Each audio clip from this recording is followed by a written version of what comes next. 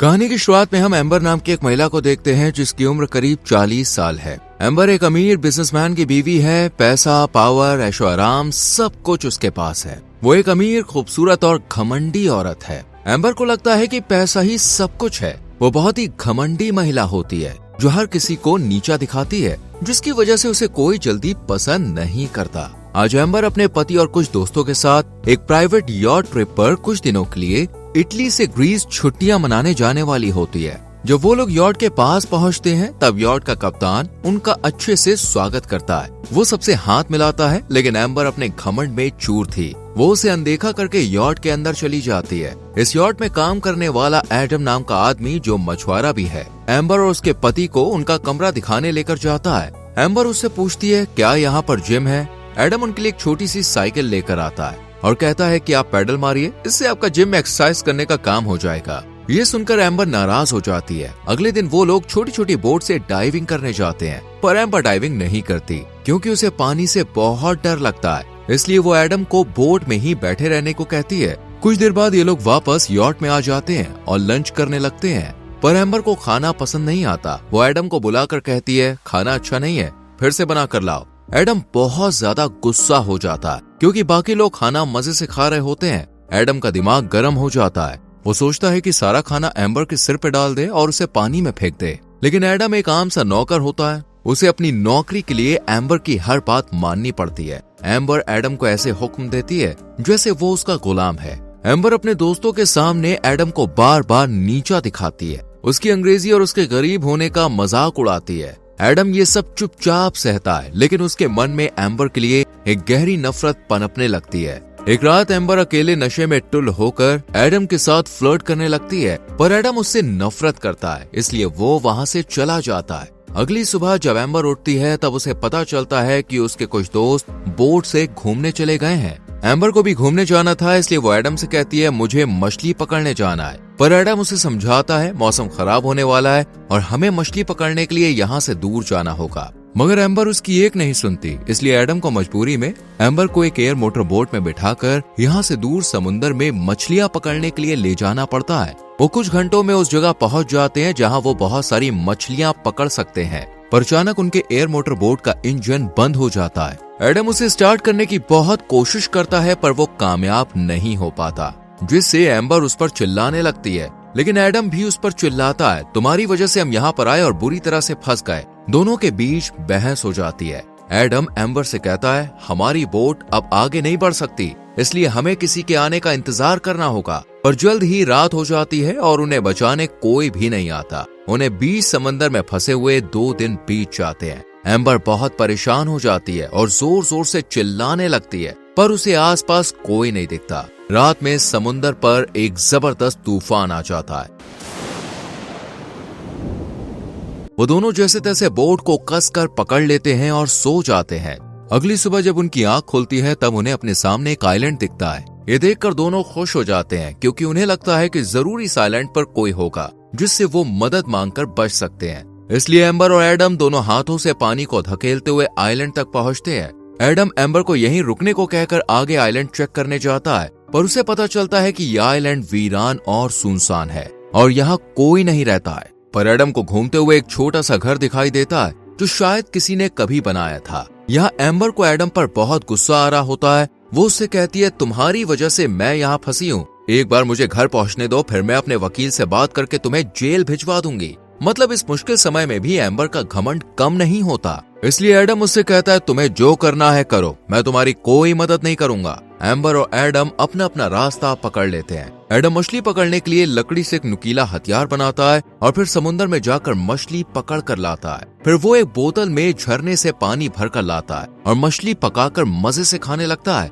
वही एम्बर काफी देर से टापू में भटक रही होती है, पर उसे ना तो कोई इंसान दिखाई देता है और ना ही खाने पीने को कुछ मिलता है। उसे बहुत ज्यादा भूख लगी होती है, इसलिए वो मजबूरी में एडम के पास आती है, पर एडम उसे मछली देने को तैयार नहीं होता। तब एम्बर कहती है तुम मुझे खाने के लिए दे दो, तुम्हें जितना पैसा चाहिए मैं दे दूंगी। पर एडम कहता है तुम पैसे वाली उस यॉट पर थे, यहाँ पर तुम एक आम इंसान हो, यहाँ जिंदा रहने के लिए तुम्हारा पैसा किसी काम का नहीं है। एम्बर जो ऐशो आराम की जिंदगी जीती रही है, उसने कभी भी इस तरह सरवाइव नहीं किया था। वो अब भी एडम से ढंग से बात नहीं कर रही होती है, जिससे एडम गुस्से में उससे कहता है, तुम एक घमंडी औरत हो, तुम्हें बस अपने पैसों का घमंड है, तुमने मुझसे कभी भी अच्छे से बात नहीं की। ये सुनकर एम्बर गुस्से में उस पर चिल्लाने लगती है और उस पर बालू फेंक देती है, जिस पर एडम गुस्से में उसे थप्पड़ मार देता है। जब एडम देखता है कि एम्बर का व्यवहार अब भी पहले जैसा है, तब वो उससे कहता है, ये जगह तुम्हारा यॉट नहीं है, यहाँ मैं बॉस हूँ, मुझे इस जगह के बारे में सब कुछ पता है। अगर तुम्हें खाना चाहिए तो मेरी बात माननी होगी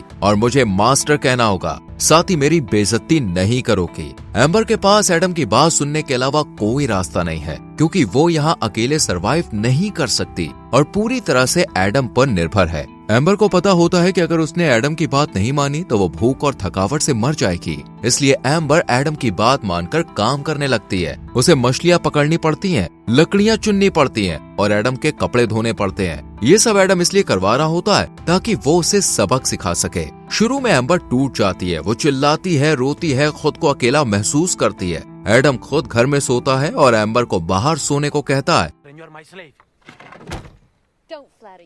पर एम्बर कहती है, मैं ठंड में बाहर नहीं सो सकती। तब एडम कहता है, बिस्तर छोटा है, तुम्हें मेरे साथ सोना पड़ेगा। पर एम्बर उसके साथ नहीं सोना चाहती। ये दोनों आइलैंड पर रहते हुए कुछ दिन बिता लेते हैं। एम्बर एडम की हर बात मानती है और एक तरह से वो यहाँ पर उसकी नौकर बन जाती है। एम्बर और एडम एक दूसरे को पसंद नहीं करते, लेकिन इतने दिन साथ रहने की वजह से उनके बीच एक रिश्ता बनने लगता है। एडम उसे सिखाता है कि असली ताकत पैसों में नहीं बल्कि जिंदा रहने की कला में होती है। वो उसे कहता है, तुमने हमेशा लोग को नीचा दिखाकर उनसे बात की है, और उसे समझाता है कि वो लोग भी इंसान है। वो चाहता है कि एम्बर को एहसास हो कि उसने जो कुछ भी दूसरों के साथ किया है, उसे जब वैसा ही व्यवहार मिलता है तो कैसा लगता है। एम्बर को भी समझ में आ जाता है कि वो गलत थी, इसलिए वो एडम से माफी मांगती है। एडम उसे माफ कर देता है और फिर दोनों मिलकर काम करने लगते हैं। जल्द ही दोनों में दोस्ती हो जाती है। इनका रिश्ता नफरत से शुरू हुआ था, लेकिन अब उसमें अपनापन दिखने लगा है। एडम एम्बर को पसंद करने लगता है और उसके साथ यहाँ पर काफी खुश रहता है। एम्बर को भी एडम से प्यार हो जाता है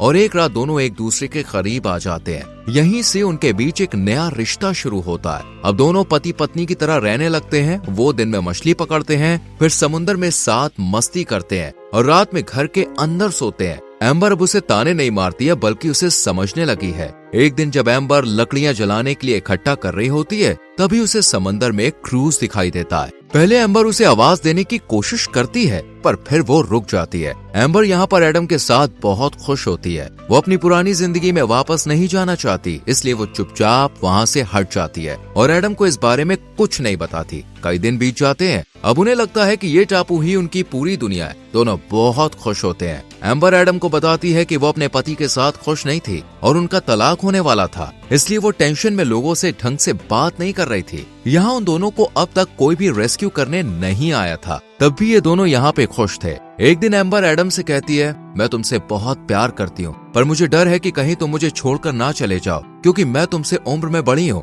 इस पर एडम कहता है, मुझे इससे कोई फर्क नहीं पड़ता। ये सुनकर एम्बर बहुत खुश हो जाती है। फिर एक दिन एडम को समुद्र में एक बोट दिखाई देती है।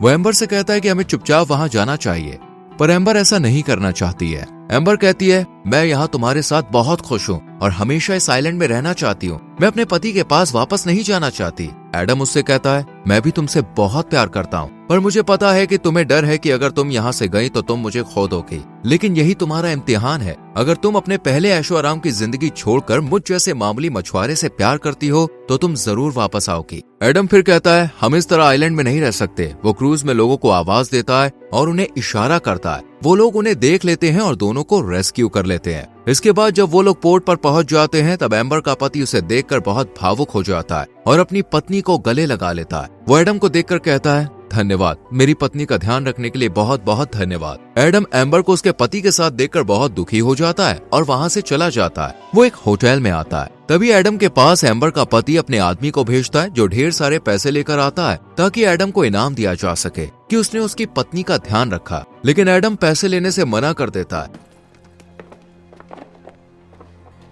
हालांकि वो आदमी पैसों का बैग वहीं पर छोड़कर चला जाता है। एडम बैग खोलकर देखता है तो उसमें बहुत सारा पैसा होता है। जब वो पैसे लौटाने के लिए जा रहा होता है, तभी उसे रास्ते में एक ज्वेलरी शॉप दिखाई देती है, जहाँ से वो एम्बर के लिए उन्हीं पैसों से एक महंगी और सुंदर अंगूठी खरीदता है। क्योंकि अब वो एम्बर से शादी करना चाहता है। रात में एडम एम्बर को कॉल करता है और कहता है, मैं तुम्हें बहुत मिस कर रहा हूँ। एम्बर भी कहती है, मैं भी तुम्हारे फोन का कब से इंतजार कर रही थी, मैं तुम्हारे साथ रहना चाहती हूँ। वो कहती है, तुम जो भी प्लान बनाओ मैं तुम्हारे साथ हूँ। एम्बर एडम को एक लेटर में अपने प्लान के बारे में लिखकर होटल के रिसेप्शनिस्ट को देने को कहती है। एडम एम्बर के लिए एक लेटर लिखता है जिसमें वो लिखता है, मैं कल सुबह तुम्हारा पोर्ट पर इंतजार करूंगा। हम वहाँ से भागकर किसी दूसरे शहर जाकर शादी करेंगे और एक नई शुरुआत करेंगे। इसके बाद एडम उस होटल में जाता है जहाँ एम्बर अपने पति के साथ ठहरी हुई होती है। वो रिसेप्शनिस्ट को वो लेटर एम्बर को देने के लिए देता है, लेकिन एम्बर से पहले उसका पति रिसेप्शनिस्ट के पास आता है और लेटर उसी के हाथ लग जाता है। वो लेटर पढ़कर समझ जाता है कि उसकी पत्नी एडम के साथ भागने वाली है।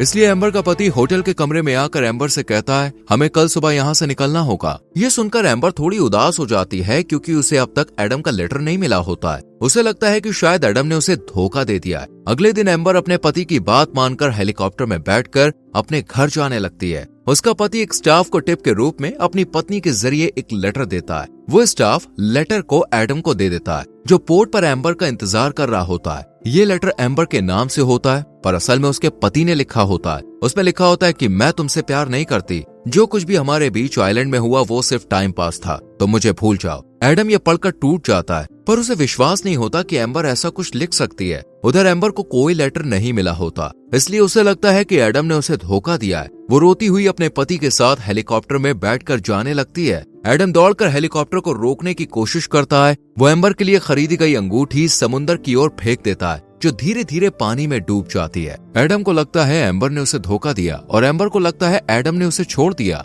और इसी तरह दोनों एक दूसरे से हमेशा के लिए बिछड़ जाते हैं और यहीं पर मूवी खत्म हो जाती है। दोस्तों, अगर आप एडम की जगह होते और एम्बर का पति आपसे कहता, मेरी पत्नी को छोड़ दो, ये लो पैसे, तो आप क्या करते? इस पर अपनी राय कमेंट सेक्शन में जरूर दीजिए। वीडियो को लाइक करके शेयर करिए और चैनल को सब्सक्राइब करके बेल आइकॉन प्रेस करें, जिससे आने वाली मूवीज एक्सप्लेनेशंस आपसे मिस ना हो। मिलते हैं अगली वीडियो में। Till then, bye bye, take care.